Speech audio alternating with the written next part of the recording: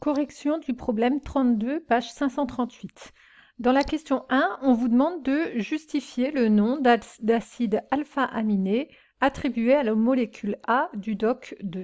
Donc on voit bien que cette molécule, elle a un groupe carboxyle, et puis acide carboxylique, et puis un groupe amine. Et c'est ce qui explique d'ailleurs que ça s'appelle un acide aminé. Donc ça, c'était pour la question A. La question B. Reproduire la formule de la molécule d'urée est représentée en justifiant l'ensemble des doublés libres présents dans cette molécule. Alors O, on sait qu'elle a 2 doublés libres, N en a 1 et N en a 1. Ensuite, en question C, quel est le nom officiel du formaldéhyde? Alors la molécule de formaldéhyde, elle est donnée là. C'est une cétone, la double liaison O est en bout de chaîne, avec un carbone dans la chaîne carbonée, donc c'est un méthanal. Ensuite, question 2, on vous disait, parmi les acides alpha-aminés identifiés dans la météorite, se trouve la leucine, avec l'abréviation LE, et l'isoleucine, avec l'abréviation ILE, dont les formules semi-développées sont données ci-dessous. On vous demandait d'écrire la formule topologique de la leucine. Donc la chaîne principale de la leucine a 1, 2, 3, 4, 5 carbones. Donc, hop, on va le faire comme ça. 1, 2, 3, 4, 5 carbones. Une double liaison O, une liaison OH. Ici, c'est à partir du deuxième, elle a NH2, 3, 4, et à partir du quatrième, 1, 2, donc 1, 2, 3, 4, elle a un groupe méthyle. Très bien. Quelle relation lie ces deux molécules? Alors, si on vous demande de donner quelle relation peut lier deux molécules qui a priori se ressemblent, on peut a priori imaginer que ça va être une question sur la stéréoisomérie. Alors, est-ce que ça va être de la stéréoisomérie dans l'espace ou pas? Bon, il y a quelque chose qu'on pouvait voir directement, c'est que ici, CH3 est au niveau du quatrième carbone, alors que ici, CH3 pour l'isoleucine est au niveau du troisième carbone. Ce qui signifie que ce ne sera pas une isomérie dans l'espace, hein. C'est des molécules qui ont effectivement la même formule brute, mais qui ont des formules développées qui ne sont pas les mêmes. Donc, ce seront des isomères, mais pas des isomères dans l'espace. Donc, ce ne sont pas des stéréoisomères, mais juste des isomères. Donc, les deux molécules ont la même formule brute, mais des formules développées différentes. Ce sont des isomères. Dans la question 3, on vous présente 3 techniques simples qui permettent d'identifier les molécules. La spectroscopie de masse, qui sépare les entités chimiques en fonction de leur masse et identifie donc les masses. La spectroscopie infrarouge et la spectroscopie RMN. Et on vous demande laquelle de ces 3 techniques peut être choisie pour différencier les molécules de leucine et isoleucine, en expliquant pourquoi. Étant donné que déjà elles ont les mêmes formules brutes, ça signifie bien qu'elles ont la même masse, donc la première technique ne sera pas adaptée. Rappelez-vous, la spectroscopie infrarouge, elle permet de vérifier la présence de groupes caractéristiques. Or, ces deux molécules ont les mêmes groupes caractéristiques, donc elle ne nous permettra pas de différencier ces deux molécules. Donc la seule qui nous permettra de trouver laquelle est la leucine et laquelle est l'isoleucine, c'est la spectroscopie de résonance magnétique nucléaire, puisqu'elle va nous permettre de savoir où sont placés les groupes de protons équivalents. Donc on pourra les différencier, savoir si c'est sur le quatrième ou si sur le troisième carbone. Donc c'est ce qu'on a noté ici. Les deux molécules ont la même formule brute, donc la même masse. La première technique n'est pas adaptée. Les deux molécules ont les mêmes groupes caractéristiques. Et donc la deuxième technique infrarouge n'est pas adaptée, puisqu'on sait que l'infrarouge permet de déterminer les groupes caractéristiques. Et la troisième technique, là j'ai fait une erreur, la troisième technique est adaptée, car la spectroscopie RMN permet de savoir où sont placés les groupes de protons équivalents dans la molécule et permettra donc de savoir sur quel C est placé le groupe méthyle. On vous donnait le spectre d'une des deux molécules et il fallait reconnaître à laquelle des deux ça correspondait, en sachant qu'on vous disait bien que les signaux dus aux protons des groupes COH et NH2 n'apparaissaient pas.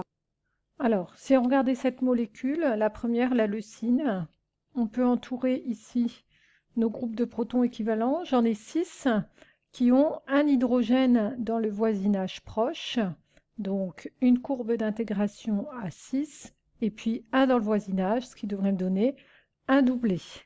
On en a également un ici, et il en a dans son voisinage 1, 2, 3, 4, 5, 6, 7, 8, donc ici 9. Non, excusez-moi, c'est pas ça. C'est un hydrogène avec ici plusieurs, il y en aurait 9. Ensuite, là, 2 protons équivalents, ici. Ces 2 protons équivalents, une courbe d'intégration à 2, et dans leur voisinage, 1, 2, donc un triplet. Ensuite, ici, on en a un. Et dans le voisinage, on en a 1, 2, 3, 4. Donc 1, 2, 3, 4, 5. Ah non, excusez-moi, petite erreur. Ici, c'est relié à N. Donc ceux-là ne vont pas être considérés dans son voisinage. Uniquement ceux-là. 2, donc un triplet. 1, 2, 3.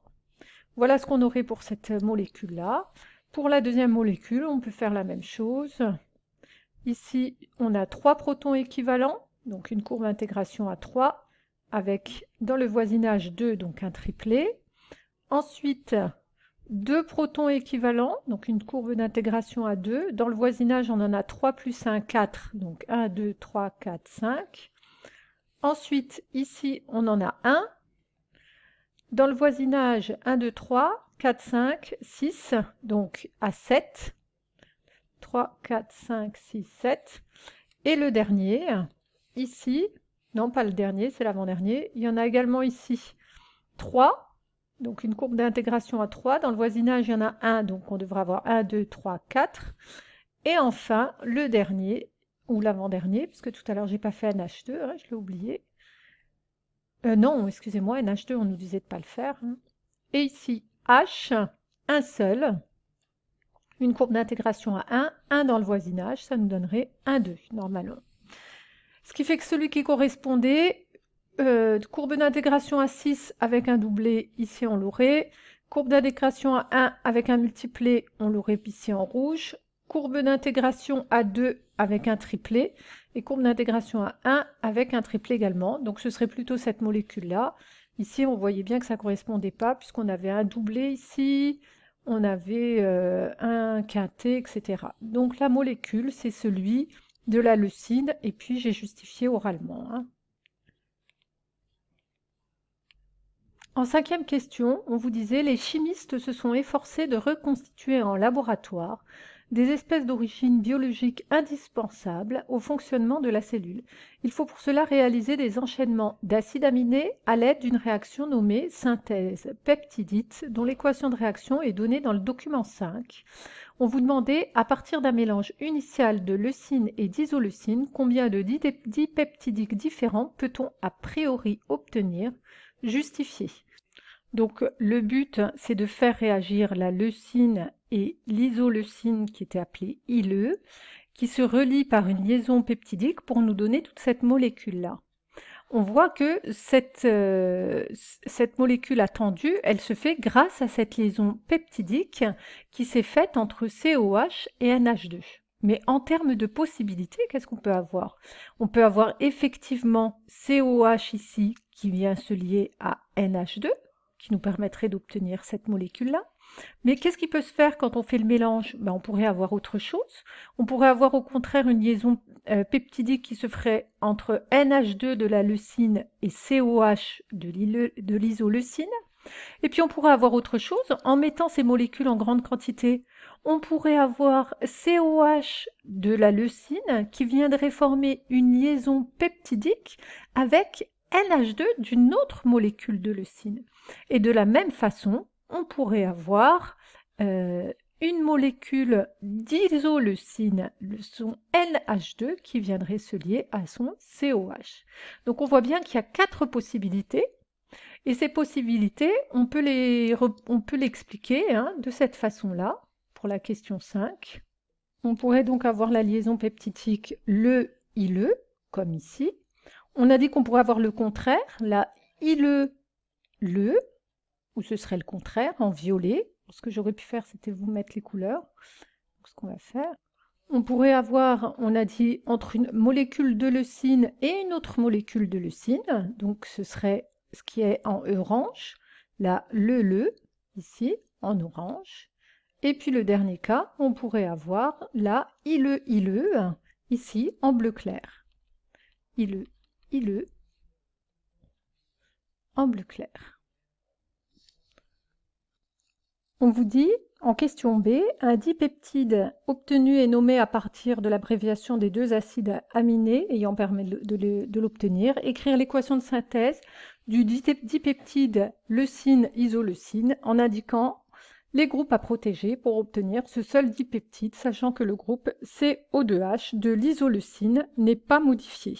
Donc, on va refaire ça, mais cette fois, on souhaite que le groupe COH de l'isoleucine, donc là, ce n'était pas directement la molécule de isoleucine, ni de leucine, c'était des molécules d'acides aminés en général.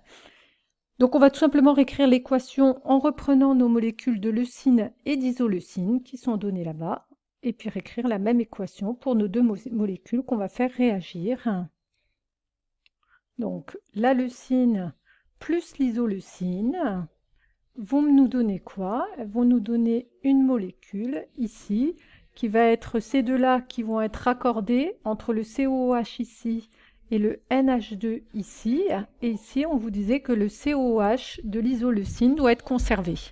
Donc quand on les raccorde, on écrit d'abord notre première molécule. Et puis ici, le H va disparaître. Donc là, on a notre première molécule ici. Elle est là. Hop, avec CO, donc NH2 on l'a, O, et puis par contre à la place du OH, qu'est-ce qu'on va avoir?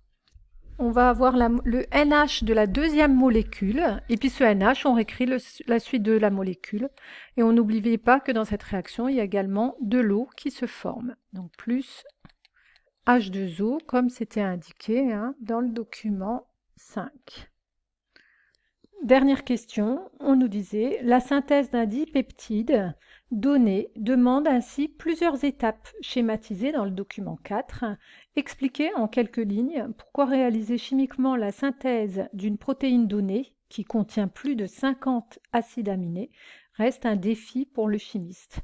On voit déjà qu'il va falloir protéger, déprotéger pour être sûr d'avoir le bon groupe COH qui réagisse avec le bon groupe NH2 qu'il va falloir faire donc sur ces 50 acides aminés. Donc ça reste effectivement un défi. Pour obtenir le dipeptide voulu, il faut protéger et déprotéger des groupes fonctionnels, ce qui est long. Et de plus, dans la protéine, il y a plus de 50 acides aminés, ce qui prolonge encore ce temps.